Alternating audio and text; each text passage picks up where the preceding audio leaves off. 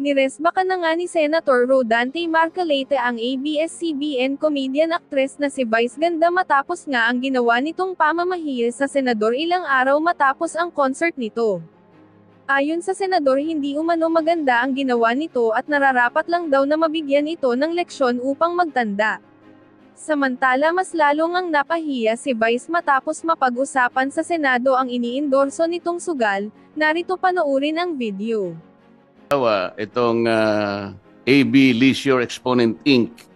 Yung mga games niya po, ito yung DG Plus, Arena Plus, Bingo Plus. Ito po yata yung nag-sponsor nung isang concert. Ngayon lang, pati po ako ay kanyang idinawit. Nagpapatawa po siya. Nakita niya yung dating Senador Grace po na nagtatawa. Natawa po at siguro naging successful siya. Napatawa niya si Senador Grace po. Bigla ba niya naman sinabi, tingnan niyo yung mukha ni Marcoleta kung matatawa kayo. Napakawalang hiya nung tao na yun, Mr. Chair. Ayaw ko na pong patuksin siya. Ang nag-sponsor po yung DG Plus. Kaya po lumalaki po eh. Gumagamit po sila ng ganong klaseng mga sikat na mga tao. So, alam ko po malaking pag-uusap ito, Mr. Chair. At alam ko, I think the PAGCOR and the DICT will be struggling to reinvent themselves kung paano ma-address ito. Halimbawa, mapag-usapan natin total ban. Paano kaya ang gagawin nila? Sa ngayon pa lang, Mr. Chair, I would suggest, kung nandito po yung representative ng BSP, na silang nagre-regulate po ng mga e-wallets. I believe, Mr. Chair, the BSP should issue a suspension order to e-wallet platforms to deny links to all these online game platforms. Para wala na pag-uusapan. Can the BSP do that? Good morning, Mr. Chair, Your Honor. Yes, as the Monetary Board of the Bangko Sentral ng Pilipinas has approved our policy that we direct the BSP supervised institutions to take down and remove all icons and links redirecting to online gambling sites. Sa temporary measure, sir, para po kahit pa paano may magawa na tayo. Let me interrupt Senator Marcoleta. Let us allow the agencies to present their opening statement first before taking any questions kasi hindi po tayo matatapos pag magiging question and answer. We'll just give you the opportunity, Senator Marcoleta, to deliver your opening statement. We can come back and we will be allowing every senators here to ask questions later para lahat po ng resource persons natin ma-accommodate po natin. Thank you, Senator Marcoleta.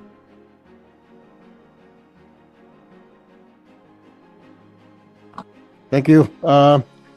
Anyway, may now request the Committee Secretary to acknowledge our resource persons. Committee Secretary, go ahead, please.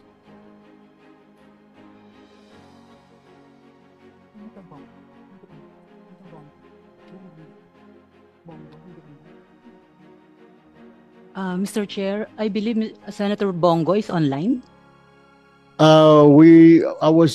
He is online, but he just informed us that he will just give his opening statements later. I'm sorry, Mr. Thank you very much. Thank you. Okay. For the record, the committees would like to acknowledge the presence of the following resource persons. From Philippine Amusement and Gaming Corporation, we have the Chairman and Executive Officer, Mr. Alejandro Tenco, together with Attorney Jessa Maris Fernandez, Attorney Jason Alba, and Attorney Jeremy Loglog. The Department of Finance is represented by Undersecretary Carlo Fermin Adriano.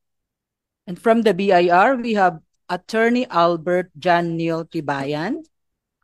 From the National Tax Research Center, we have Mr. Donaldo Embu. We have Secretary of the Department of Information and Communications Technology, Secretary Henry Aguda. And from the Cybercrime Investigation and Coordinating Center, we have the Assistant Secretary Aboy Paraiso. From the National Telecommunications, we have the Commissioner Ella Blanca B. Lopez. The Bangko Sentral ng Pilipinas is represented by Attorney Ruel M. Bumatay, Director of Financial System Integrity Department. And from the Philippine National Police, we have from the Anti-Cybercrime Group, Police Brigadier General Bernard Ariang, Police Lieutenant Colonel J.B. Bayani, Police Lieutenant Colonel Anacleto Daliba. From the Directorate for Investigation and the Detective Management, we have Police Lieutenant Cleo Nobleza. From the Criminal Investigation and Detection Group of PNP, we have Police Lieutenant Colonel Gerald G. Prieto. From the National Bureau of National Bureau of Investigation, we have Assistant Regional Director Ferdinand Lavin. From the Securities and Exchange Commission, we have Attorney Andrew Montesa, Attorney Abigail Shikina Tria. And we also have the Chairperson of Bridges of Hope, Mr. John T. And we have the relatives of the 26-year-old victim from Bukidnon. We have the mother, Mrs. Arsenia Concha, the cousin, Mr. Antonio B. Concha, together with the Mayor Jimboy Ang Rabanes of Kibawi, Bukidnon. Okay. And from Bangko Sentral ng Pilipinas, we have the Deputy Governor, Mr. Mamerto E. Tangonan. Good morning. That's all, Mr. Chair. Thank you. Thank you, Madam Committee Secretary. Since this is an inquiry of in aid of legislation, we're bound by the rules and of procedures governing inquiries in aid of legislation. In accordance with these rules, may I also request the Committee Secretary to administer the oath to all our resource persons. May I request all the resource persons to please stand up, raise your right hand, and repeat after me. I, please state your name, do solemnly swear that I will tell the truth, the whole truth, and nothing but the truth to this committee. Thank you. Please take your seat. Maraming salamat po, Committee Secretary, at sa ating mga panauhin. Ito po ang flow ng ating public hearing at inquiry. Mag-represent po ang ating resource person na hindi po lalagpas sa 5 or pinaka-maximum na siguro ay 8 minuto. Magbibigyan ho namin kayo mag-present.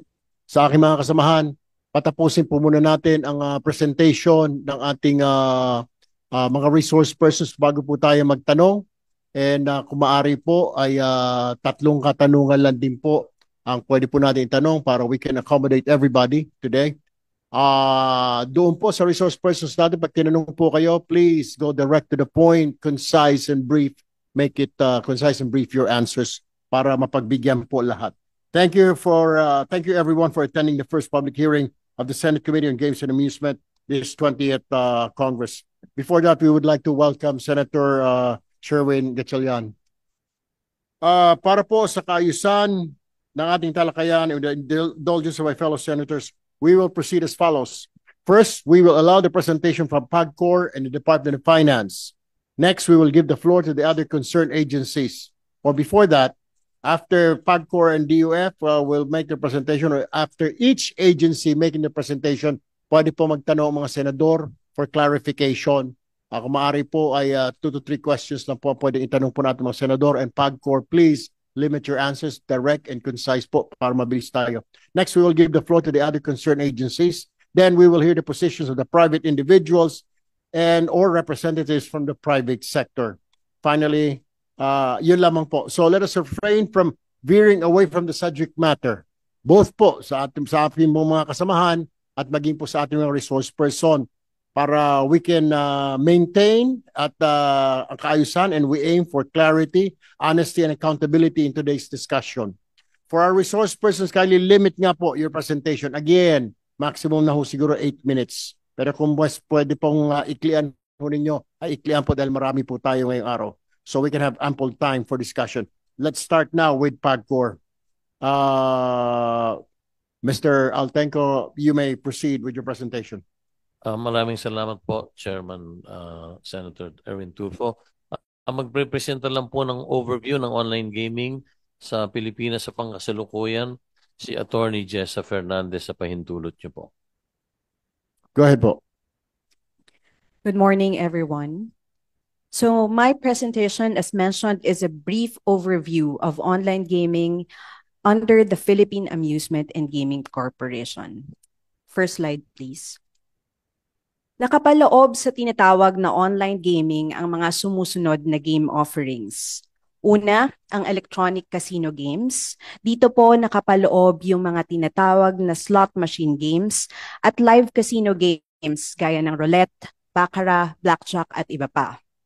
Nakapaloob din po dito ang traditional bingo games, electronic bingo, numeric games, specialty games o mga larong perya gaya ng color game, pula-puti. Nandito rin po ang online poker games at sports betting. Sa pitong ito, pinakamarami ang manlalaro sa kategorya ng e-casino o ang e-casino games or e-games. Next slide po. Kumikita ang pamahalaan sa pamamagitan ng mga buwis na kinukuha sa gross gaming revenue ng mga lisensyadong kumpanya. Ang gross gaming revenue ay nakocompute sa pamamagitan ng pagbawas ng mga payouts o panalo mula sa kabuuang bets. Mula sa gross gaming revenue, 30% ang license fees na sinisingil ng PAGCOR mula sa mga operators, bukod pa sa 5% franchise tax na diretsyong nireremit ng mga operators sa Bureau of Internal Revenue. Sa kasalukuyan, tayo ang isa sa mga bansa na may pinakamataas na kabuuang tax rate mula sa online gaming. Next slide. Ayon sa datos sa buwan ng Hunyo 2025, ang industriya ay nag-eempleyo ng 32,302 employees. 103 ang foreign nationals, 32,199 naman ay mga Pilipino. Next slide. Bukod pa sa 32,000 directly employed by the licensees, marami pang industriya ang lumago mula sa online gaming. Next slide.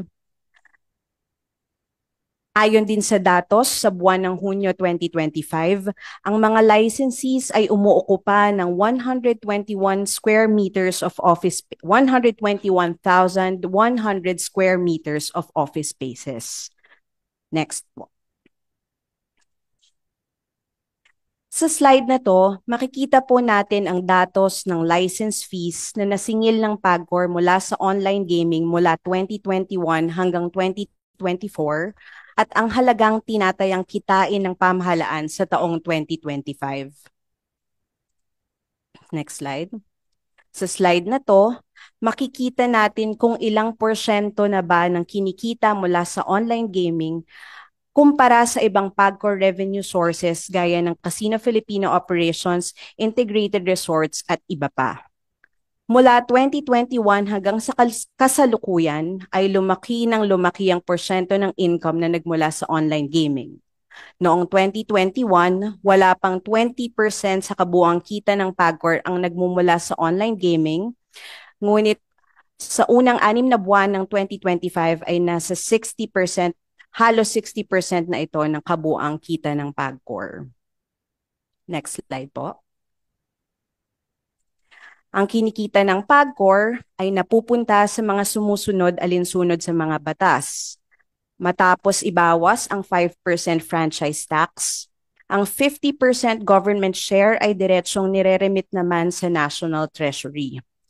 Mula sa government share na ito, nagkakaloob ang PAGCOR ng 5 milyon kada buwan sa Dangerous Drugs Board at alinsunod sa Universal Healthcare Act, 50% ng government share na ito ay nakalaan para mapabuti ang benefit packages ng PhilHealth. Kinukuha rin sa kita ng PAGCOR ang 5% para sa Philippine Sports Commission, 1% sa Board of Claims, 1.5% para sa Renewable Energy Trust Fund. Nagbibigay din ang PAGCOR ng sports incentives para sa mga atleta na nananalo sa international competitions, ganoon din sa kanilang coaches at training staff. Naglalaan din ang PAGCOR ng pondo para sa mga corporate social responsibility projects na tinatayo sa iba't ibang bansa. Bukod pa ito, na 75% ng income ng PAGCOR ay nire-remit bilang dividend. Net income ng PAGCOR ay nire-remit bilang dividends alinsunod sa RA 7656 or Dividends Law. Sa mga nabanggit na mandated contributions at CSR projects na makikita sa next slide, 51.30% or 34.99 billion ang nagmula sa income ng online gaming sa taong 2024.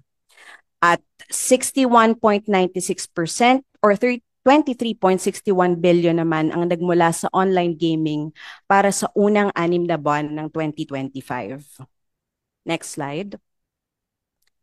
Kung ihihiwalay naman natin ang kontribusyon ng online gaming para sa layunin sa ilalim ng Universal Healthcare Act, 50.03% or 11.57 billion ang nagmula sa online gaming sa taong 2024.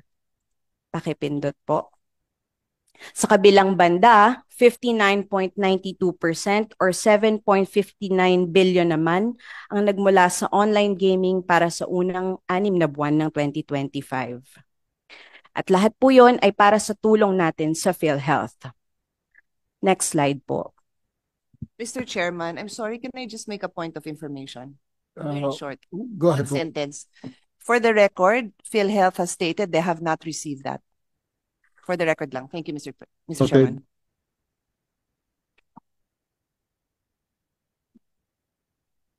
Para sa taon na ito, kung malilikom ng PAGCOR ang 60 billion sa license fees, 28.44 billion ang maire-remit ng PAGCOR sa National Treasury at 14.22 billion dito ang maibibigay para sa pondo ng Universal Healthcare. Next po. Kung hihimayin pa po natin ang mga datos, makikita po natin na pinakamalaking bahagi ng PAGCOR CSR Fund at mandated contributions ay nagmumula sa online gaming. Next po. Kabilang sa mga CSR projects sa administrasyong ito, ang PAGCOR ay may tatayo ng school buildings sa 125 lokasyon sa buong bansa. Noong October 23, 2024, nilagdaan na po ang isang kasunduan sa pagitan ng PAGCOR, DepEd at DPWH para sa implementasyon. Next slide po. Kabilang din sa mga proyekto ang pagtatayo ng socio-civic centers sa 80 lugar. Ito po ay multipurpose centers na maaaring magamit bilang sports facilities, training centers, events place, at evacuation centers sa panahon ng mga kalamidad. Next slide po. Next slide. Pakipindot lang po. Ayon sa datos na aming nakalap, ang mga licensed online gaming operator ng PAGCOR ay 40% lamang ng kabuang online gaming market sa Pilipinas. Ito ay mas mataas ng 800% mula noong 2021. Sa pamamagitan ng paggawa at pagrerebisa ng mga regulasyon ay nakuha natin ang mas malaking market share sa online gaming na nakapagbigay ng pagkakataon sa PAGCOR na mas makatulong sa pamahalaan at sa mas marami pang Pilipino. Naniniwala ang PAGCOR na malaki ang maitutulong ng industriya sa bansa. Una, marami itong naibibigay na trabaho sa mga Pilipino at higit sa minimum wage ang kanilang naiuuwi sa kanilang mga pamilya. Bukod pa ito sa mga benepisyong kanilang tinatanggap. Pangalawa, nababantayan ng conduct of gaming, pagsunod sa anti-money laundering regulations, responsible gaming, makasisigurong sertipikado na walang daya ang mga laro at mayroong matatakbuhan ang mga players kung magkakaroon ng problema sa kanilang paglalaro. At huli sa lahat, alinsunod sa layunin ng pagkakatatag ng PAGCOR, ang online gaming ay nare-regulate at isang valuable source of income for nation building. Sa aming opinyon, sa halip na tuluyang ipagbawal, mas makabubuting magpatupad tayo ng malinaw, mahigpit at responsableng regulasyon. Maraming salamat po. Maraming salamat sa PAGCOR. Bago po ako magtanong bilang chairman, ay narito po ang ating flow ng pagtatanong po. Unahin po natin ang ating chairman po ng banks. Sunod po si Senator Joel Villanueva. In order po sa pagbibigay ng kanilang statements kanina, opening statements, Senator Ontiveros, Senator Zubiri, Senator Cayetano, Senator Rafi Tulfo, Senator Rodante Marcoleta at Senator Win Gatchalian. My first question is PAGCOR. Pinayagan ho ninyo ang PIGO. Bakit po tila walang regulasyon na nailatag? Hindi ho kayo preparado.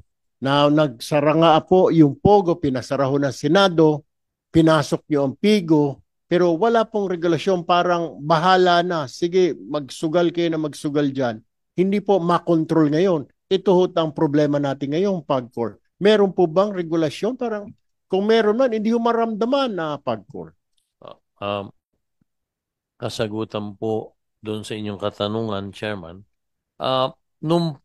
Gusto ko pong ipaalam sa lahat, lumaki po ang negosyo ng online gaming nitong mga nakarang taon dahilan po sa nung ako'y nag-assume ng pagiging chairman ng PAGCOR, ang talaga pong namamayani ay ang mga illegal. Matagal na po talaga matapos po ang pandemya, at during the pandemic, lumakas na po ang online gaming, hindi lang po dito sa ating bansa, kundi sa buong mundo po. At dahilan dito ay minarapat ng PAGCOR na imbis na hayaang mamayagpag ang mga online illegal sites kung saan wala naman silang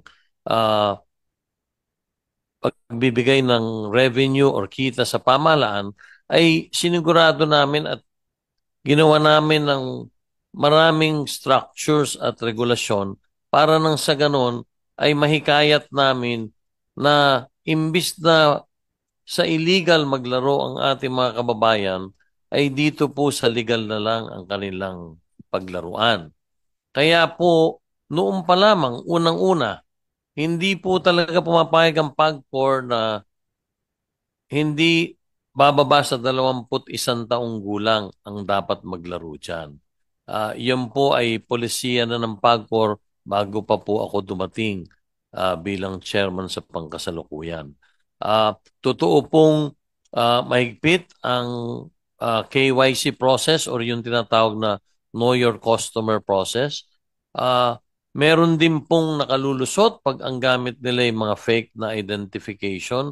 Pero ang natitiyak po namin, mahigpit po namin ipinatutupad yung pagrerehistro ng 21 taong gulang lamang pataas ang makapaglalaro. Pangalawa, meron po kaming mga regulasyon tulad po nung nabanggit kanina ni Senator Rafi Tulfo kung saan na marami ang nadaraya, ang mga customer na nadaraya ng mga operator. Gusto ko pong ipagbigay alam na sa pamamahala po ng PAGCOR, meron pong mga third party na mga kumpanyang recognized po sa buong mundo na nagse-certify ng lahat po ng uri ng laro dito po sa mga legal sites or licenses ng PAGCOR. Kaya doon po makikita natin kung tunay na ang isang reklamo ng isang mananaya ay nadaya siya, hindi siya nadaya. Meron pong mababalikan na record sa pangkasalukuyan.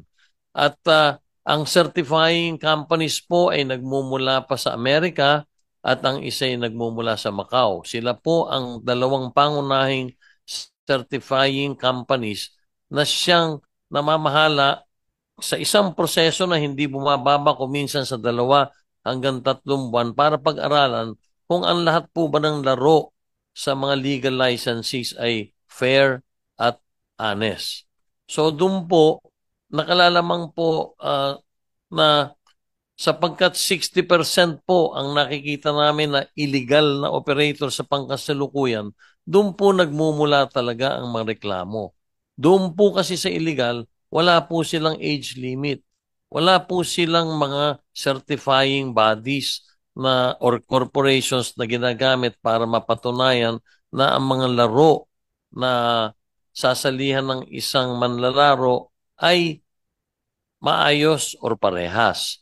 So, ang pinupunto po namin dito ay meron po naman talagang mga pangkasalukuyang mga regulasyon ang PAGCOR.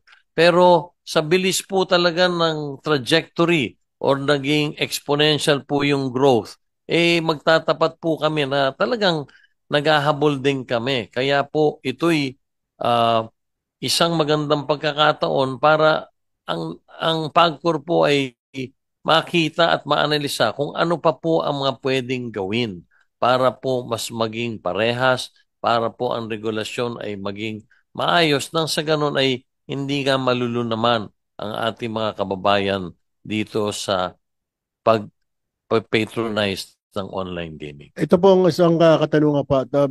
Pakibilisan na lang ang sagot ninyo. Opo. Marami pong, hindi ba ninyo nababasa sa mga diary, yung mga nagpapakamatay, yung mga nagsusuicide? Tinutulungan niyo ho ba ito? Because kayo din ho may kasalanan, kaya ho nagpakamatay yung bata or somebody.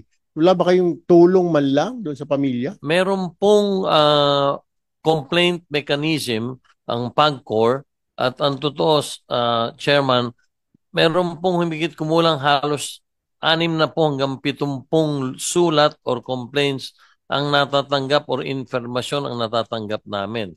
At yun po ay gusto ko lang ipaalam sa inyo, doon po sa humigit kumulang sa 2,000 complaints or sulat na natatanggap namin, 60% po noon ay nagmumula sa illegal online operator. At 40% lang po yung sa legal. At doon po, sa nakaraang taon, binalikan ko nga po yung mga sulat, pinabalikan ko, 7 po ang impormasyon at himihiling sa amin ng tulong for rehabilitation. 7 lang po ang natanggap namin sulat at yan po'y inaksyon na namin na i-refer namin sila sa accredited rehabilitation centers at na-monitor naman namin maayos. Pero doon po, magtatapat po ako sa inyo, hindi po kami nakatanggap. Bagamat may nabasa kami, ay puro po kasi pag mababasa mo sa press sa inaakala at wala naman sinasabing specific. Pero magtatapat po ako sa inyo, Chairman, sa 3 taong ko po ron, hindi kami nakatanggap ng anumang sulat mula sa pamilya ng isang nasawi. Wala po kami natanggap na sulat na himihingi ng tulong. Dahil pwede ko naman sabihin sa inyo na lahat po ng sulat ng nanggagaling sa mga LGU at kung ano-ano ang ahensya ng gobyerno, ina-actionan po namin yung kaagad. Pero sa pagkakataong ito, gusto kong ipaalam na wala pong naging formal kaming natanggap na sulat tungkol sa isang pamilyang humihingi ng tulong para sa may mga nasawi nilang kapamilya. All right, maraming salamat. I'll reserve my next question later on sa second round. Salamat. Senator Cayetano. Thank you, Mr. Chairman. Before I ask PAGCOR, 2 or 3 points lang. Deputy Governor, can you clarify? Sabi niyo kanina kay Senator Marcoleta, may order na kayo na tanggalin yung links? Yes, Your Honor. So, hindi sumusunod sa inyo. Do you have GCash? Yes, Your Honor. I-open nyo yung GCash mo ngayon. Nandiyan pa huli yung link. We gave them 48 hours, So- Your Honor, to take down the links. When did you order, Deputy Governor? Today, Your Honor. So, can you please, I know, sir, sa banking, very conservative, you have a very good reputation. Pero please speak very clearly to us. Diba? What you did on July 25, nag-circulate kayo ng proposal sa mga e-wallet at hinintay nyo pa yung kanilang reply. Tapos today lang kayo nag-order. Kasi may hearing today. Your Honor, if I may. Hindi, kasi ang sagot nyo kay Senator Marcoleta, kulang na lang pumalakpak ako eh. Papalakpak kasi dapat talaga ako kasi at least umaksyon kayo kaagad. Kasi yung governor nyo, ang ganda ng statement, dapat daw mahigpit. Pero wala namang aksyon.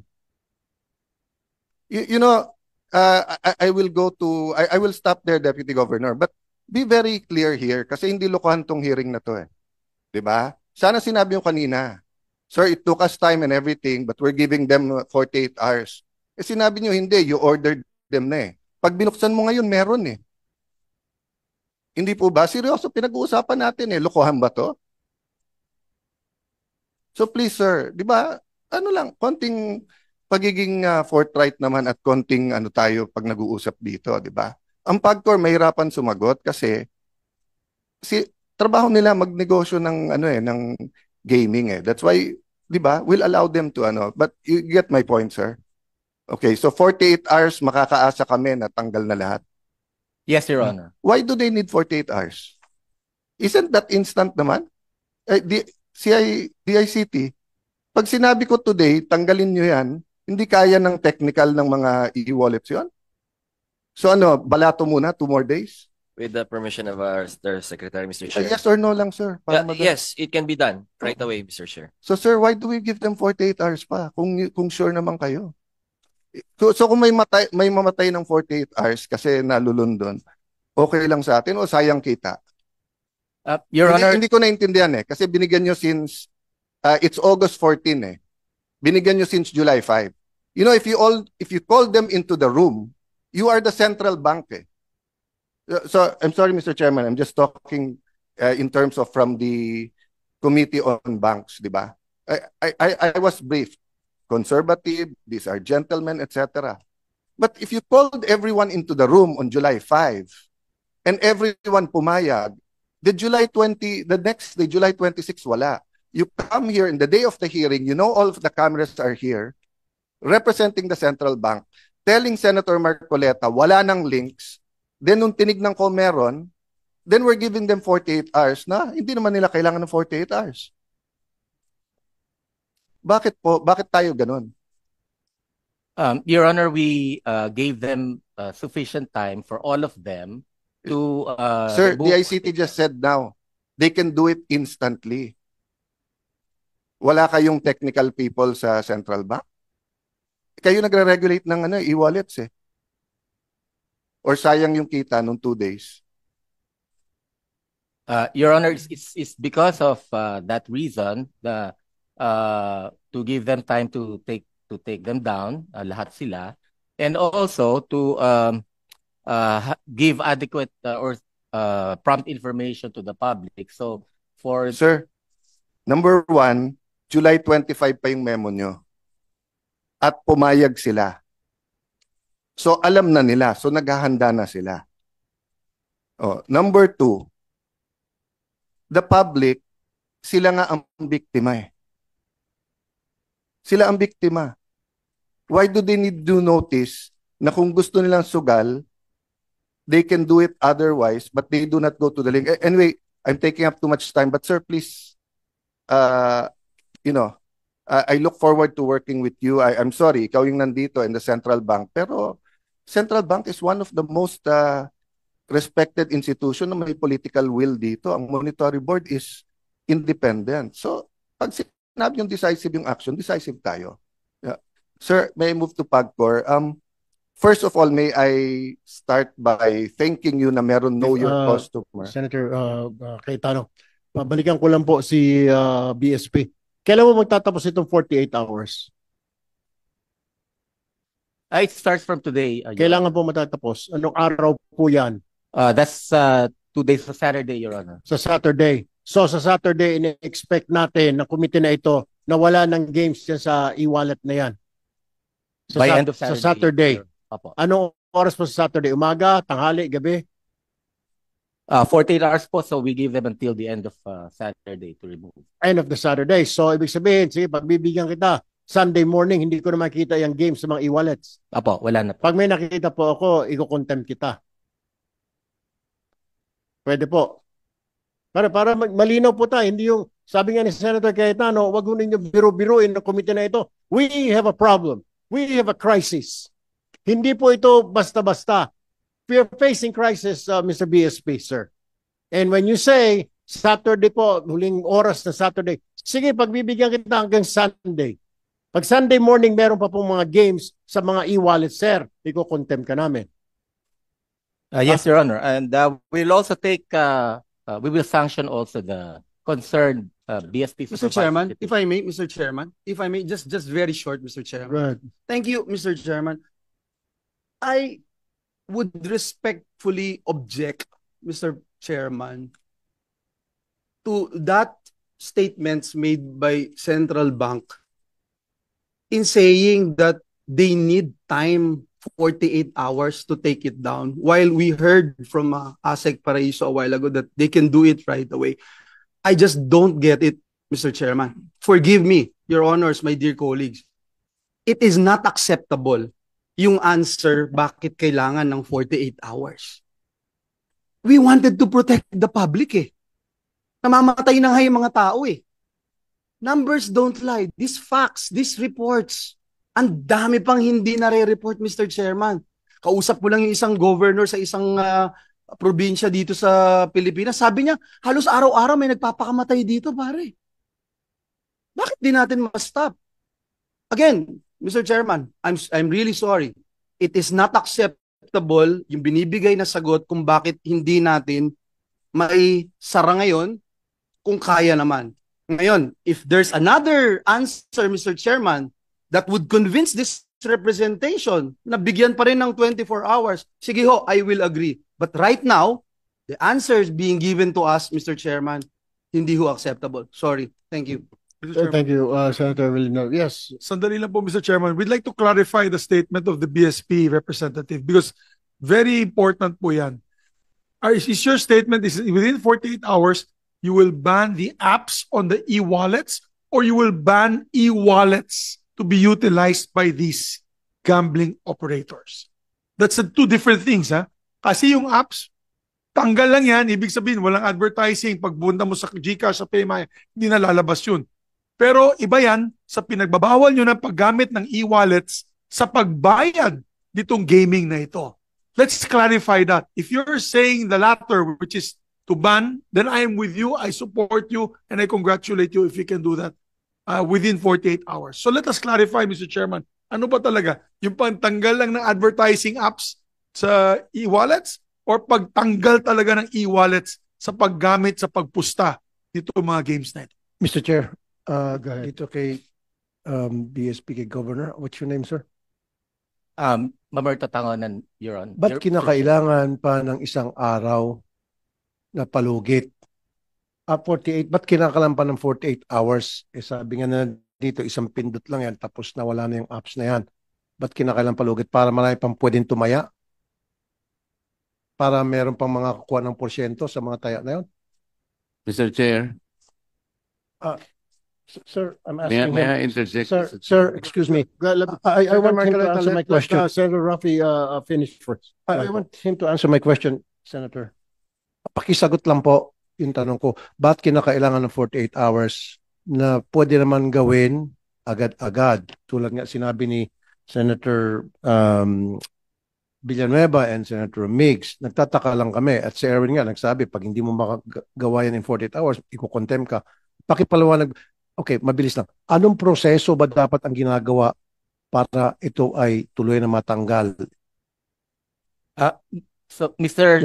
Your Your Honor, we provided 48 hours because one, as I've mentioned earlier, we want to give time to the BSP supervised institutions to take down those in-app links and icons to the online gambling sites.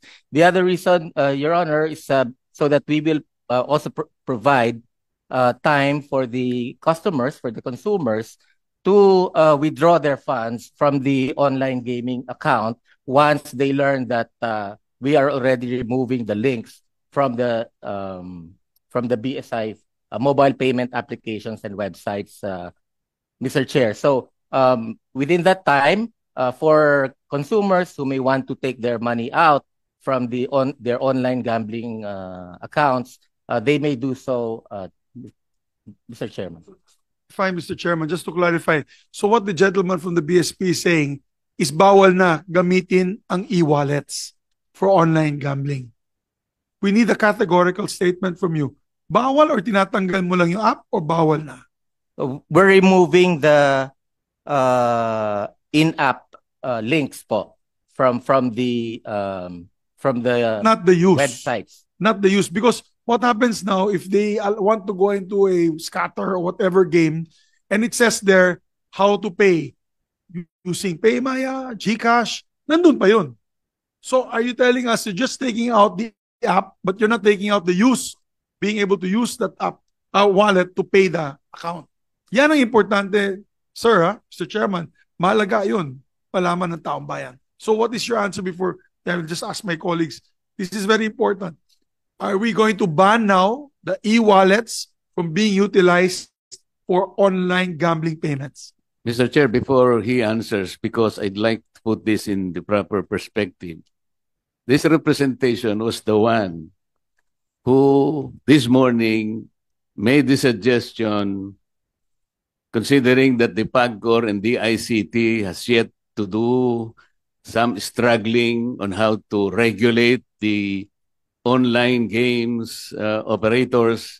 Ang sabi ko nga, maybe BSP should issue a suspension order to all wallet platforms like PayMaya, GCash, etc., to suspend their links to all online gambling operations. Yun po yun eh. Hindi ko alam na bakit sila po yung parang nagigisa ngayon samantalang they're only I think they have only a very limited participation. Sir, are you a game developer? Are you an enabler? Are you a promoter? Di ba ang pinag-uusapan natin dito, Mr. Chair, mga online game gambling operators? Senator Marcoleta, let's just clarify this. Kasi sila yung nagbigay ng pahintulot o lisensya sa mga e-wallets. Pero kasama po ba sa paglilisensya ninyo na pumasok sila sa sugalan, BSP Governor, sir? Did you allow them? I mean, meron po ba kayong go signal to include online gambling sa e-wallets? Did you do that? Kasi alam ko po, e-wallet para padala ng pera, di po ba? Bakit po pumayag kayo? I mean, this has been going on for several years now. Mr. Chair, we allowed them to send funds or to remit funds to legal and Kaya po, bilisan na po natin. Pinayagan nyo ba sila na maglagay ng gambling? Pinayagan po ninyo?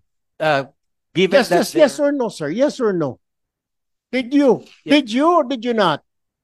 Para malinaw po tayo. May katanungan po Senator Marcoleta. At magtatanong pa po Senator Cayetano, di pa po kami tapos sa PAGCOR.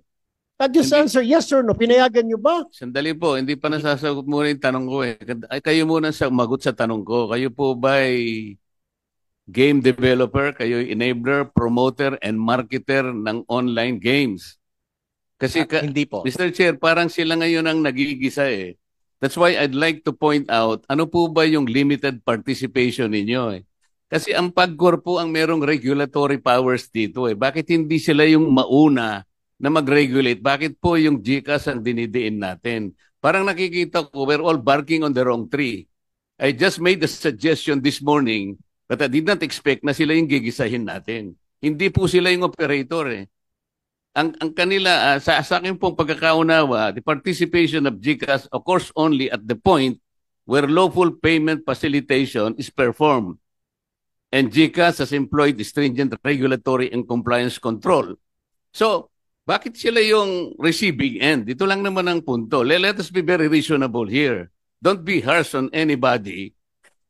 Yung PAGCOR ang uunahin natin dito. Sila yung nag-breakdown ng regulation. If they cannot regulate their own accredited and approved online game operators, at sinasabi nila ngayon dito, Mr. Chair, ang problema yung pong mga illegal, bakit hindi po nyo puntahan ng mga platforms, Mr. PAGCOR?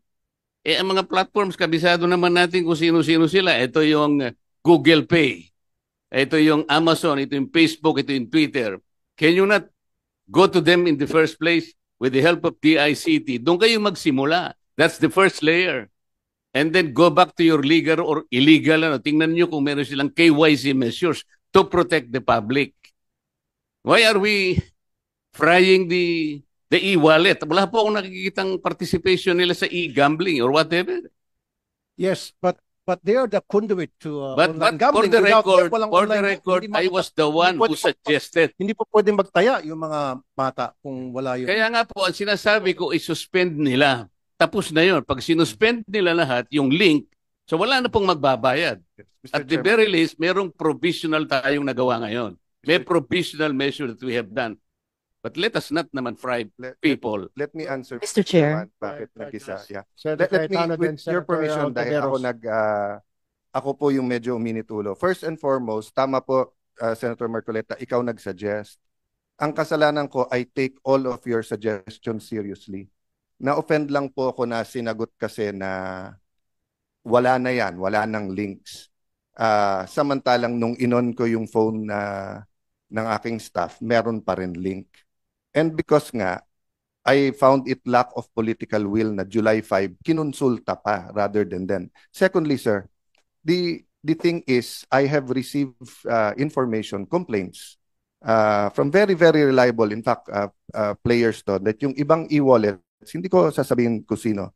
Later on, kasi imbitahin naman ni Chairman Tulfo, sinabi niya kanina, that pati sa illegal, ginagamit yung e-wallets at kulang ang ginagawa nila. Ang PAGCOR does not regulate the e-wallets. It is central bank. Having said that, it is a bigger problem. So anyway, we'll leave it there and we will go now to PAGCOR. So with that, pasensya ka na, Senator Marcoleta, we're not passing the blame to central bank, but we're sharing the blame with I share the blame with all of you. Dapat talaga nung pinasa yung PAGCOR law, tinanggal kasi dito sa Senate yung yung internet. Nakaban yun talaga nung 2007 law, 'di ba? Kaya hindi ko masisi si Chairman Al kasi wala sa batas ngayon na bawal ang internet. Nilalagay namin ni Joel Villanueva yun sa pero tinanggal dito sa Senate. Anyway, Mr. Chairman, if I may just very quickly, no. And I share the sentiments of my dear colleague Senator Alan Cayetano. In fact, every time we talk about PAGCOR's charter, Section 10 of PD 1869, yung PAGCOR charter as amended gives PAGCOR authority to operate and license gambling casinos, gambling clubs, and other similar recreation or amusement places, gaming pools. Wala dito yung online di ba? Hindi natin yan. But I will go to that. Tayo sa House, nilagay natin yon. Sa BICAM, natanggal dito sa Senate. But at that time, hindi pa naman natin alam yung apps, hindi pa natin alam yung Paymaya, GCash. I remember that, Senator Cayetano. And just to put on record, Mr. Chairman, just like Senator Marcoleta, I share the same thing. I have nothing against e-wallets, etc. It's just that ginagamit sila but it appears that na hindi nagagawa ng regulating body yung dapat niyang gawin. Kanina, uminit din yung ulo ko dahil hindi ko po alam, and I'd like to put this on record because I didn't know these mechanisms, no? Yung for example, naglagay na pala ng pera yung mga kababayan natin. Hindi ko alam yun So ngayon ko lang narinig. Have I heard it kanina? Kaya may 48 hours. Hindi ako sasamaan loob Now that you mentioned it, para maprotektahan na yung mga naglagay at makalabas sila, then I understand and I will share now the position of the chair. Yes. Na Senator Riza's bill time pa. So actually, just put that on record, Mr. Chair. Thank you. Senator Riza's bill actually includes the ban. So tama yung tanong po ni Senator Migs na, sir, when will the central bank decide whether on your own, under the law, you can do that now will you ban the use of e-wallets for gaming? Kasi Mr. Chair. Yeah, go ahead. With the indulgence of Senator Alan Peter Cayetano, go ahead, Senator Ontiveros. Salamat, Mr. Chair, at salamat din kay Senator Alan dahil nabanggit na rin po niya, indeed, yung pagputol po absolutely ng link sa pagitan ng mga e-wallets at super apps at mga online gambling platforms, isa sa pinaka-importanting provision nung bill ko. Which is why also, Mr. Chair, I just wanted to manifest kasi kanina nabanggit na yung mga e-wallets. I'm really looking forward, Mr. Chair, dun sa sinabi nung chair kanina na iimbitahin din sila sa susunod na pagdinig para matanong natin. Because I believe those e-wallets, whether GCash, Paymaya at iba pa, ay may sagutin sa problemang ito ng online gambling. Salamat, Mr. Chair. Thank you, Senator Ontiveros. Go ahead, Senator Cayetano. Mamaya kasi, Mr. Chair, I will show, and yun doon ako papunta sa question ko kay Chairman Al, na sa isabong kasi nakita din natin yung difference ng may betting station at saka yung nagagamit yung e-wallets. So I'm not pressuring the central bank, sir. It's just sinusundan ko lang yung question ni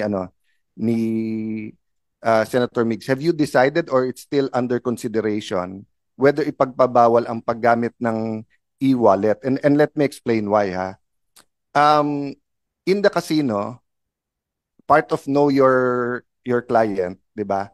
Kapag ka nagka-gambling addiction 'yan, the family member can call the casino and can tell them, Mr. Cruz or Mr. De La Cruz or Mr. Santos has a gambling, hindi ka na pwede doon, 'di ba? And may limit din yung dala mong pera, and may limit din yung ATM na pwede mong gastusin. But if you can use your credit cards and your e-wallets for online gaming, and then if it's hitting yung masa, so yung katulad ng kwento ni Becoming Filipino si Kulas, 'di ba? He was in a jeep, every stop naglo-load ng 50 pesos, 'di ba? So, yes sir, hindi kayo ang operator, pero if it's just like banks. Why do we have the anti-money laundering law? Hindi naman yung bangko ang naglo-launder eh, pero nagiging conduit ng laundering. Kaya kapag ka may bangko na nag-launder ng ngayon, ipipinalize nyo. So kung nagiging conduit ngayon yung e-wallets, sa laki ng kita nila, they don't need this. This is just additional transaction to them. Sir, baka yun ang so just answer that question, but in the next hearing, can you give us data sa kita ng e-wallets? How much ang kita nila yung day-to-day transactions, whether kuryente, tubig, grocery, in general, at magkano yung sa online, sa gaming, di ba? So is the central bank considering that, or hindi na, tapos na yung regulations niya? Your Honor, the suspension of the in-house links from the mobile apps is an immediate measure while we are finalizing the so you're discussing regulations on regulating so you're use of discussing payment that part services. kasi mas mabigat nga yung part na yon, whether they can use it or not. Yes. And I assume you'll be monitoring this hearing and the inputs para makita nga yon, no? Yes.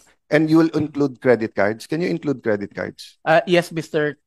Yes, Yeah, Your Honor, kasi- that credit cards are included among those that we will prohibit to use to Yes, kasi pag pay tinanggal mo sa Paymaya, GCash, tapos magkaroon naman ng site ang Visa, Mastercard, American Express, di ganun din lang, di ba?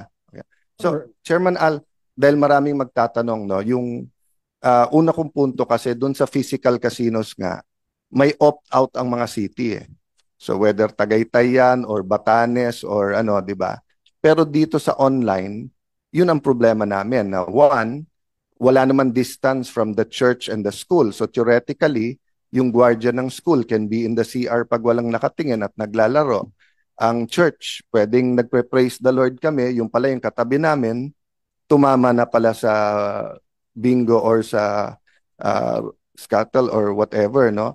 So, are you studying this regulation? So if a city wants to opt out of online, can we ask the ICT to take out the online from our city?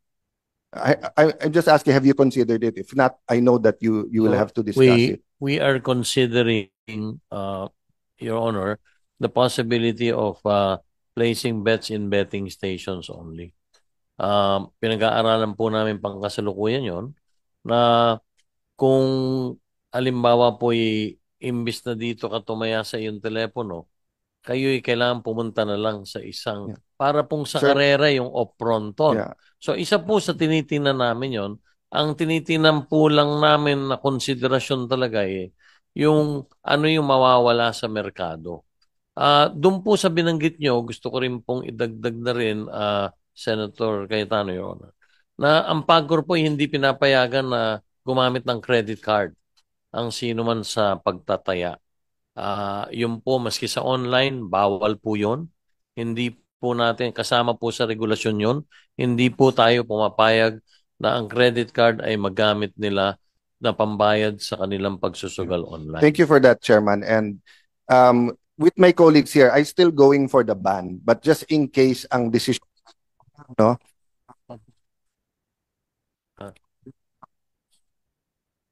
No. Meron master control yung sa main chairman eh. So, nakaka-cancel ang co-chairman. So, wala naman ako masusumbungan kasi ang chairman natin Tulfo, so hindi ako makakasumbong sa Tulfo. Chairman. Chairman Al, the reason I bring this up, and I'm happy you're discussing it, I'm still for the total ban and many here are for, but between a total ban at wala tayong gawin, somewhere there is yung regulation that works. So I want to focus on regulation that works, no? If you look kasi at Isabong, no? It was really the online component at isa sa lumaki talaga ng husto yung GCash. Paymaya was bigger than GCash before Isabong, no?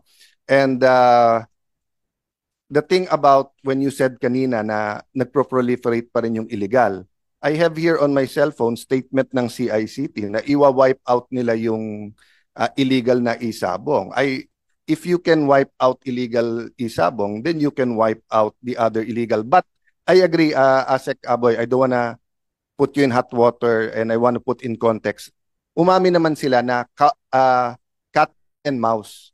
Kasi nga, pagka illegal, they'll change site, di ba? Even sa e-wallet, di ba? So, pagka legal at pwedeng gamitin yung e-wallet, diretso doon. Pag illegal, you'll have to keep reporting kasi may sistema sila na kunwari iba yung corporation para mag-appear doon sa bill, hindi siya gaming site. So I am aware, no, that there is a cat and mouse game here. But I just want to make a point na nung I lost my speakership partly because of Isabong. Because I did not allow it to be calendared for the franchise, di ba? I was threatened, okay, but it's worth the cost, di ba? But ang point ko po, sir, yun din ang sinabi nila at medyo nadurog puso ko when I heard Senator Win, who's one of our most studious senators, report in Malacanang about vapes.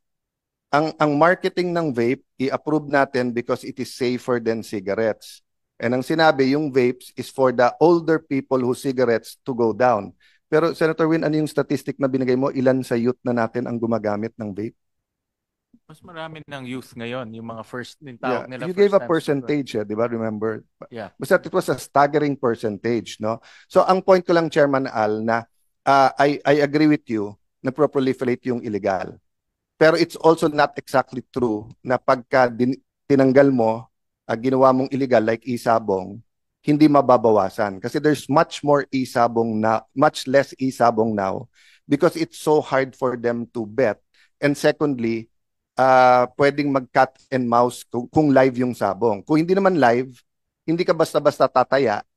Kasi kung replay, parang kay Manny Pacquiao yun. Ba't ko, di ba, para kang, alam mo ng draw eh. So sa draw ka tataya, hindi sa sinong mananalo, no? But, maybe I'll stop there kasi Chairman Al has been saying that meron na sila. What I wanna hear, Chairman Alice, ano yung mga dinidiscuss yung regulation and whether it will work or not, di ba? But I will, if you're gonna answer others naman, I'm willing to wait for that naman. Or if you wanna answer that slightly, no? Doon po sa katanungan kanina ni Senator Marcoleta, nakikipag-ugnayan na po kami ang PAGCOR sa DICT at sa CICC. At siguro po, maya-maya mag-uulat ang sekretary ng DICT. Sumulat na po sila sa lahat po nung tinutukoy ninyong mga iba't ibang mga social media services. At siguro po magandang sila na makapagpaliwanag kung ano po ang nangyari, ano ang sinulat nila at ano po ang naging mga kasagutan. Pero tinalakay na po namin, Senator Marcoleta, yan. Meron na po sigurong 3 linggo ang nakalilipas at may positibo rin po yatang mga kasagutan ang DICT at ang CICC maya-maya. Doon po naman kay Senator Cayetano, ano po ba yung mga measures na namin pinag-aaralan sa pangkasalukuyan? Una, talaga pong ang mabigat na kalaban natin sa pangkasalukuyan ay yung mga illegal. At harap-harapan po, sila yung mga nagbabayad ng malalaki advertisement, maging sa airport, kinukuhang endorser, iba pa yung mga politiko, talaga pong mga illegal sila at wala kaming magawa. Pero nakapag-ulat na po kami ng 11,800 na website na illegal at to the credit of DICT, NTC at saka ng CICC, meron na pong 7,800 ang kanilang Sorry, Chairman Al. When you take them down, etc., are we filing cases? Are we jailing them? Kasi as I said kanina, sa amin, Caracruz lang, hinuhuli ng polis. Opo, sa amin po kasi wala kaming authority. No, but Kaya the po, PNP... Opo, rini-refer po namin, Senator, sa DICT, sa NTC at sa PNP Cybercrime. Doon po naman, gusto kong ipalam nga, sa 11,800 na namin pong na-report na sa kanila, kulang 8,000 na po ang talagang nakat nila. Pero meron pong ipaliliwanag din nila mamaya, kung halimbawa today ay Worldwide Gaming 1, bukas po Worldwide Gaming. Chairman, last point ko na lang to ha. Kasi sanay na tayo na pagka may major crime, parang ganito sa amin, nandyan kung sino man sa PNP or DILG, na sa kaliwat kanan yung mga hinuli. Isa lang sa mga illegal na yan sa PNP or with PAGCOR, hulihin nyo at ikulong nyo. Sunod-sunod na yung iba. Pero pag sinasabing klino-close lang pero wala tayong presentation na talagang full force of the law, no? So let me stop there kasi nga marami. Before you answer, Chairman Tenko, I would just like to remind our resource person, particular PAGCOR, kung pwede po iklian nyo yung sagot. Sa mga kasamahan ko po naman, question na po tayo ngayon, do not make any manifestations, and then you have to direct your questions sa PAGCOR because defer muna asking other agencies para mapagbigyan po lahat sila. And then with the indulgence of my colleagues, Senator Raffy has an appointment outside, so he wants to ask one question, kung papayag po yung mga kasamahan natin. And then after that, maybe Senator Win Gatchalian, are you going to deliver an opening statement, Sen? Sabay ko na lang sa questions. Of course. Go ahead. With the indulgence, Sa akin everyone. kasi, Go ahead. one question only and answerable by yes or no lamang. Wala na iba. Pero bago dyan sa question ko, next time siguro PAGCOR, pag gumawa ka ng presentation, dapat timbang. Yung presentation yung ganawa, puro yung mga kinikita ng gobyerno, sino mga nakikinabang sa mga agency ng gobyerno. Bakit hindi rin kayo gumawa ng survey kung ano yung social effect, yung social harm, para matimbang ba? Malaman ng taong bayan kung ano ba talaga ang sitwasyon. Right? Okay.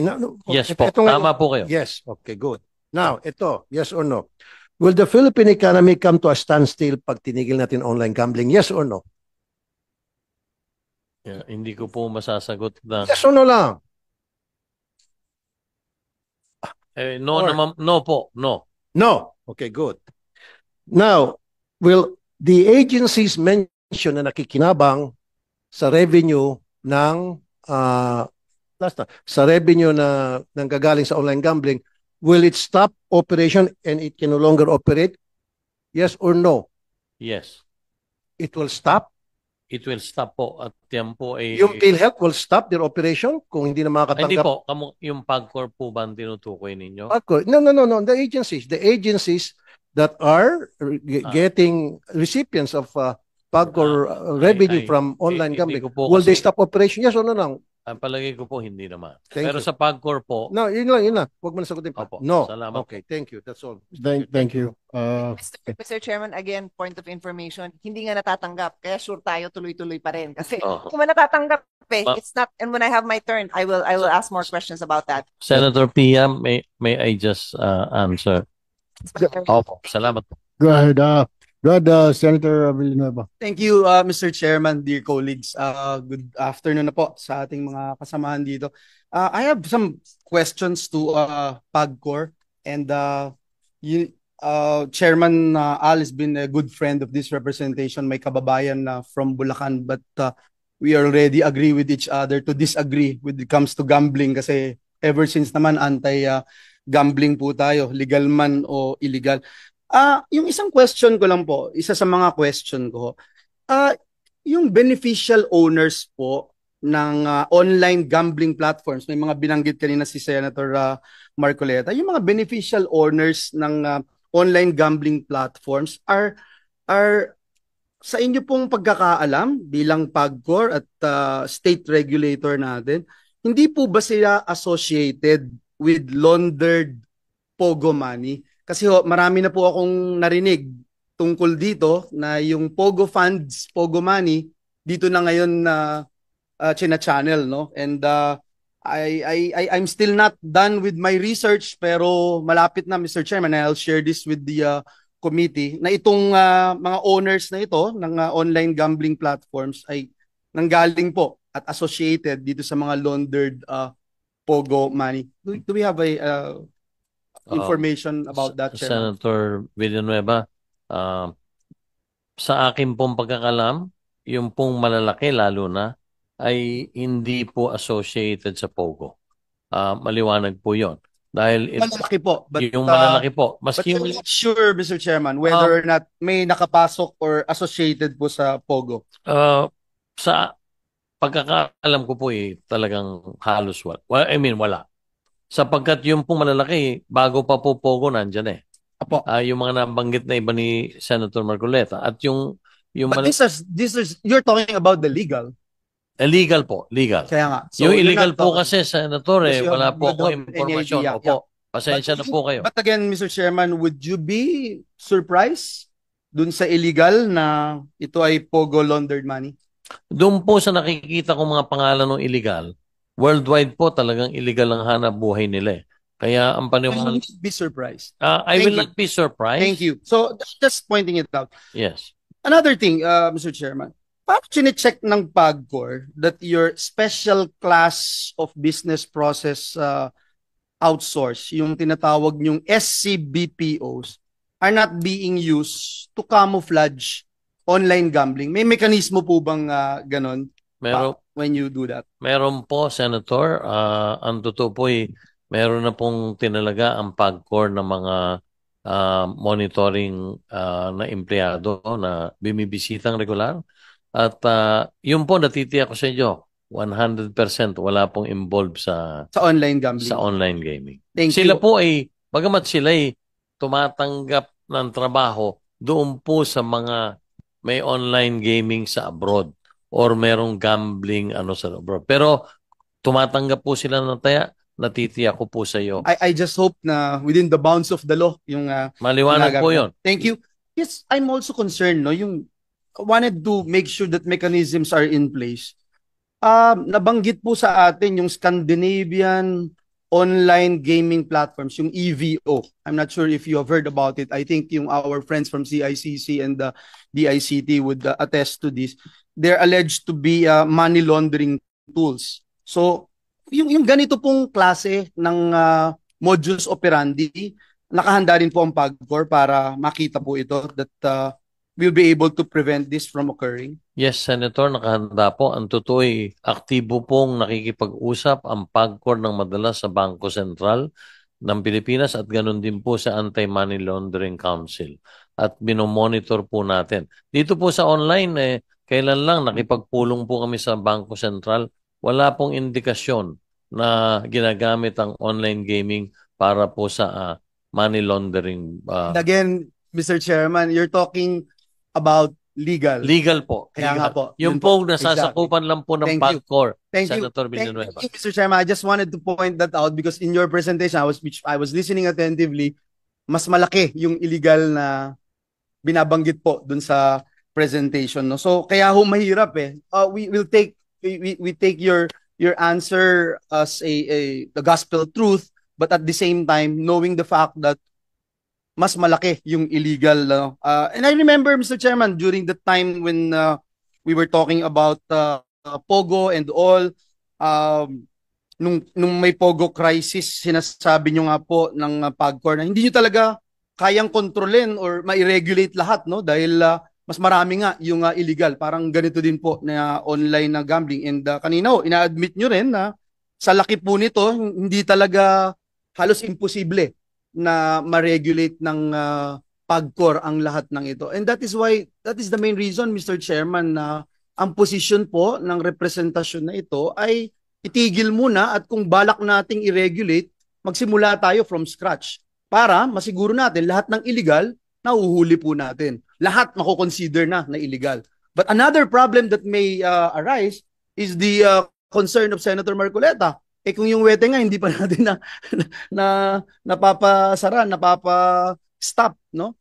Doon sa amin sa Bulacan hanggang ngayon may isabong Nagugulat ho ako tagal-tagal ng illegal ng isabong. So, yun lang po Mr. Chairman at siguro yung huling katanungan ko po and I just want to give way to my colleagues so that they can ask their questions.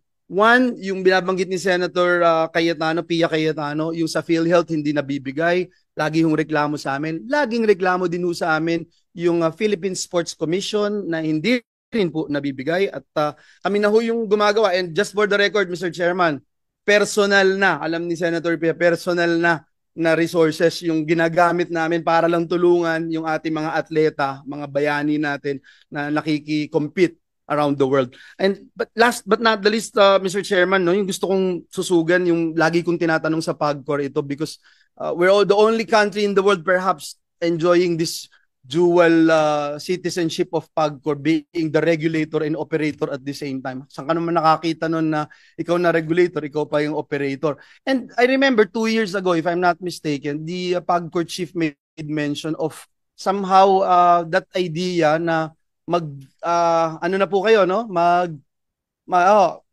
So gusto ko malaman kung nasaan na po tayo doon para nang sa ganun, maging malinaw na po talaga tayo. Tayo ba'y regulator? Tayo operator? Opo. Tulad po ng nabanggit ko, humigit kumulang siguro 1 taon at kalahati na sa mga hearing dito sa Senado na nauukol sa POGO. Isa po sa pangunahing talagang ginagawa ko ay yung tinatawag na decoupling. Dahil sa buong mundo po, wala pong kaisa-isang regulador na operator din at the same time. Maski saan po kayo mag-research. Kaya naniniwala po ako doon sa sinabi ninyo at para po sa update lamang ay naisubmit na po namin sa GCG, yung pong aming pinagre-reporta ng mga GOCC, ang lahat po ng dokumento na hiniling nila sa amin para nang sa ganun mapag-aralan na at madesisyon na kung tamang maghiwalay na ang papel na ginagampanan ng PAGCOR bilang isang regulador nga lang ba dapat or kasama rin ang bigibigay? For the record, Mr. Chairman, what is your position? My position, I have said this time and again, I am for the decoupling. I am for PAGCOR only being a regulator and not both a regulator and an operator. Thank you very much, Mr. Chairman. Maraming salamat din po, Senator Villanueva, sa pagkakataon. Thank you, Senator Villanueva. Anyway, with the indulgence of my colleagues here, kung papayag po, because we're pressing for time here, we will wind down at around 2 o'clock this afternoon. Kung po pwede, kung papayag po yung mga kasamahan ko rito, after we ask questions to yung ating mga kasamahan dito sa PAGCOR, we will start, we will go to our victims, kung okay lang. We will go to our victims. But anyway, maraming salamat po. We now go to Senator Risa Ontiveros. Salamat, Mr. Chair. Chairman Tenko, magandang tanghali po. Magandang tanghali po. Yes, sir. Unang tanong ko po para sa PAGCOR. Ano pong opinion nyo sa pagpo-promote ng alingmang government agency, whether PAGCOR yan or Bangko Sentral or iba pa? Anong opinion nyo sa pag-promote ng isang government agency sa online sugal? Ano mang anyo ng online sugal? Sa amin pong pananaw, Senator Ontiveros, ay nakita ko po talaga malaking problema eh. Ang problema po ay yung binanggit nga po nila Senator Villanueva kanina at ng iba na namamayani po ang illegal eh. At ito nga po ang dahilan. Marami nagtatanong kanina at nagpakita sa mga presentation ng iba na kung bakit ba talaga biglang umangat ng husto ang revenue na nagmumula sa online. Ang nangyari po rito, at siguro ibigyan nyo lang ako ng pagkakataon, yung pong illegal ay napasok po natin. We wanted to break the illegal sapagkat namamayani po sila during the pandemic hanggang sa ngayon at nakita ko po, talagang wala silang binabayad na buwis. Wala po silang na-employ yung mga empleyado sapagkat karamihan po rito, Senator Ontiveros, ay nagagaling sa ibang bansa. Ang karamihan po rito. So, yes, Chair. Actually po, gaya ng nakita natin sa Pogo, hindi lang po ito usapin ng illegal ba o legal. Sa kasong iyon, pati yung so-called legal or legal sa simula, naging problema din. And kahit po dito sa diskusyon natin ngayon sa online gambling, I think malinaw na namang problema tayo kahit sa mga legal. Kaya po, na-pick up ko yung diskusyon nyo kay Majo kanina. Very important yung sinabi nyo, you are for decoupling. Dahil sabi nyo nga po, ni sa ibang mga bansa sa buong mundo, walang tulad ng PAGCOR na both regulator and operator. Or for that matter, promoter. Na yun naman yung tanong ko. Another way of putting my question is, proper po ba na kahit sinong government agency ay nagpo-promote ng online gambling? Sa akin pong paniwala ay hindi naman dapat lahat. Ako bilang ang PAGCOR bilang ang regulador, talagang yun po ang aming mando or sa charter namin ay talagang umanap ng mga paraan para may ayos at maregula ang mga negosyo ng pagsusugal. Kaya po minarapat namin dito sa PAGCOR na gawin ang lahat na magagawa para maiayos at mailagay sa ayos ang lahat nitong sa online gaming. So, Chair, kapag po naisabatas na yung sinusulong yung decoupling, pati for promotion ng online gambling, hindi na po gagawin ng PAGCOR? Dapat po. Basta po regulation lang po. I totally agree. At salamat po para sa ganyang palagay ko tamang posisyon. Kasi maintindihan natin yung mga gambling companies mismo sa private sector. Negosyo nila yan . So ipopromote nila. Pero tingin ko talaga tamang hindi nagpo-promote ng alingmang government agency ang online gambling. Opo. Lalo na po yung pinaka-regulator. Kung pagpapalarin po at maisabatas yung nasasabing decoupling, ganun po ang magaganap. Kaya sa suporta niyo po sana matulungan nyo kaming maging gano'n na po ang direksyon ng PAGCOR. Sige, pag-aralan ko po para maging companion measure yan dun sa anumang mapagkakasunduan dito sa komite tungkol sa online, sa problema natin sa online gambling. Maybe follow-up din, Chair, sa naunang tanong ko. Gusto po ba natin na mas maraming mag-online gamble ngayon? Gusto po ba natin yun? Hindi naman po sa gusto natin. Kung saan po nagmumula ang PAGCOR ay tulad ng binanggit ko, imbis na masama man pakinggan, pero imbis na sa illegal pa sila mapunta at malulon, dahil doon po talaga garantisadong ang addiction ay doble-doble. At kung maipaliliwanag ko lang mamaya, wala lang oras, talagang sa illegal po. Sa pagbibigay lang nila ng mga bonus at lalong ang mga tao ay nahirapan. Kaya sa PAGCOR po, regulated online gaming po talaga ang stand namin.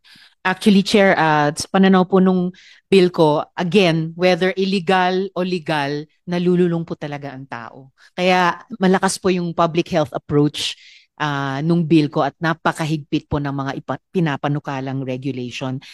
Chair, ano naman po yung position ng PAGCOR dun sa nauna nating diskusyon na iban talaga absolutely yung link ng mga e-wallets at super apps sa mga online gambling platform? Suportado nyo po ba yung pagputol absolutely ng link na ito? Opo.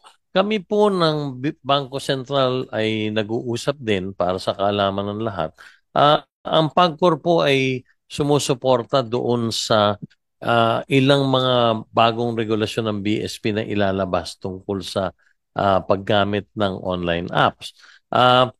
Tunay pong tatamaan din dito ang hanap buhay ng mga or yung yung business ng legal na online gaming at definitely tatamaan ang revenues ng PAGCOR. Pero Senator, kung yun po ay makatutulong para ma-mitigate yung pong addiction at yung pong nagiging social problems natin sa pangkasalukuyan, ang PAGCOR po ay walang magiging tutol tungkol dito. Maraming salamat, Chair. It's very good to hear that kasi kahit naman po dun sa mga kababayan natin sa ngayon ay nagtatrabaho sa online gambling at maapektuhan sa anumang regulasyon o desisyon na gawin ng lehislatura sa industriya nila, i-offset din naman, kasabay nung paghanap ng ibang or mas mabuting hanap buhay sa kanila, i-offset din po natin, di ba? Dun sa mga talagang nasisirang mga hanap buhay ng mga nalululong sa online gambling o mga pamilya ng mga nalululong sa online gambling. Salamat sa inyo, Chair Tenko. Dahil nasimulan na rin pong itanong yung Bangko Sentral kanina, if I could ask my third and last question for this round, Mr. Chair, kay Deputy Governor Tangonan. Sir, tama po ba na kung may sa kasalukuyang online gambling, kung may gustong magsugal, lahat ng hakbang sa prosesong iyon ay pwedeng gawin sa mga e-wallet apps na yon. Halimbawa, sa e-wallet, pwede na silang kumonekta sa online gambling platform. Sa ngayon, sa e-wallet, pwede silang mag-cash in. Kung manalo sila sa e-wallet, pwedeng mag-cash out. At kung maubos yung pantaya nila, sa e-wallet din pwede silang umutang ng dagdag na pantaya. Your Honor, yun po, because we granted them license to provide payment services to legitimate businesses, Your Honor. So as long as the merchant is a legitimate and a licensed one at that, so they are allowed to provide services. So, Your Honor, on your question that through the app, they can top up. And for some online gambling operators, they could also pull out funds. Then we know that is present po. Now, in our proposed regulation that we are widely consulting the public about, ito po yata yung sinasabi ni Senator Cayetano earlier, that we have put out a draft policy on how we propose to regulate the provision of the payment system, payment services to online gambling operators. So we have put their limits on the amounts that they can top up. We have put limits there on the frequency and the time within which they could top up, among other measures there, Your Honor, in order to limit the first of all the Bangko Sentral supervised institutions from providing this service, and also to limit the merchants only to licensed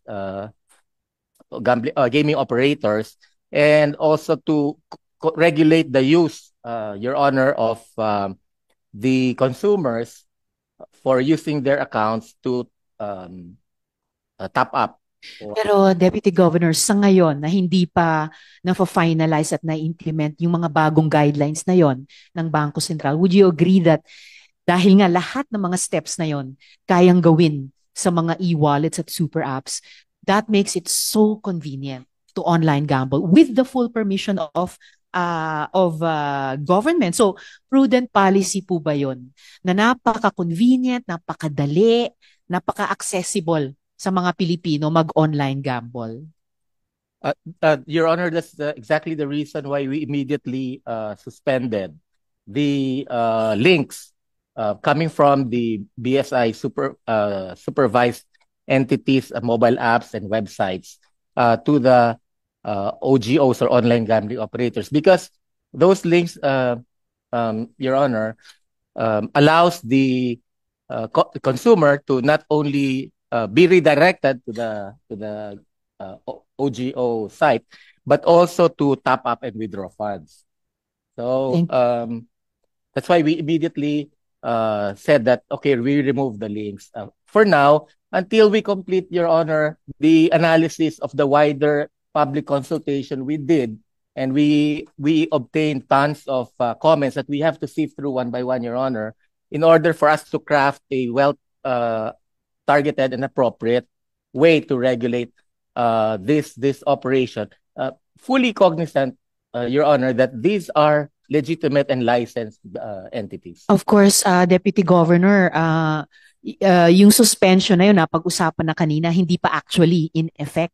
So I would in fact support, Mr. Chair, yung panukala kanina ni Senator Marcoleta na magkaroon ng kahit temporary suspension hanggang maging final yung regulation, at the very least mahigpit na regulation na gagawin sa mga e-wallets at super apps na absolutely hindi sila pwedeng mag-link sa mga online gambling platforms. And lastly, Mr. Chair, connected a question na nagko-connecta sa Bangko Sentral at PAGCOR.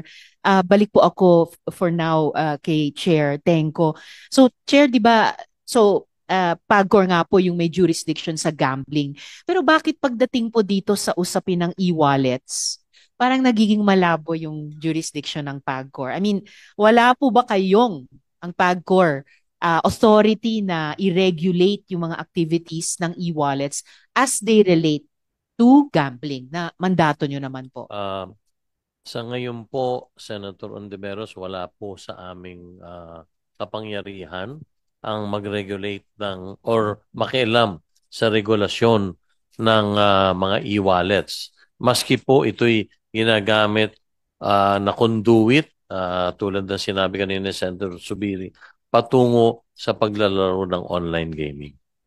Salamat, Chair. Pero looking forward po ako, Mr. Chair, na baka yun yung isang pwede nating i-explore kung hindi ba dapat mayroong ding jurisdiction, whether in partnership sa Bangko Sentral o hindi, ang PAGCOR, particularly regarding yung actions ng e-wallets in terms of online gambling. Hanggat hindi pa nangyari yung isa sa mga sinusulong ko, absolutely putulin ang connection ng e-wallets at super apps sa online gambling. And lastly, Mr. Chair, again, I thank the good share yung sa sinabi ninyo kanina na iimbitahin yung GCash, yung Maya at similar platforms sa susunod na pagdinig. At sana doon makuha natin sa kanila yung mga impormasyon na sinimulan na nating hingiin sa Bangko Sentral, no? Percentage of users who click links or access online gambling in-app, general profile of these users, halimbawa age range, gender, account activity, bet amounts, at saka percentage of these users who have also obtained loans in-app. Maraming salamat, Mr. Chair. Thank you very much, Senator Ontiveros.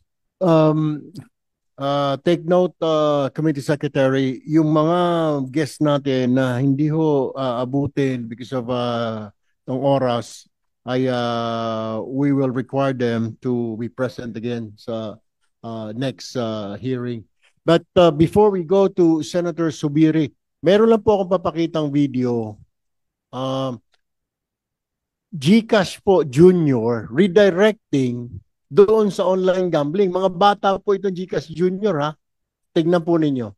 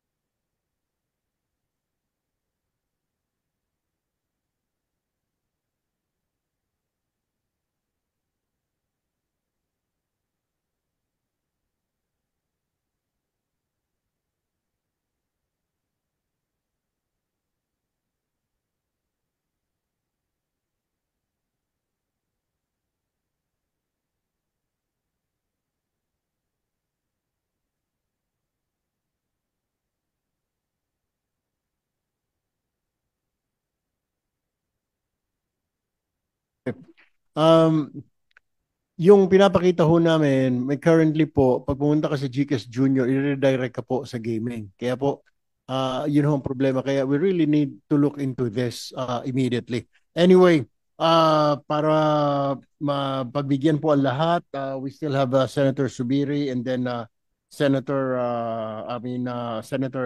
Cayetano and Senator Marcoleta and Senator Win Gatchalian.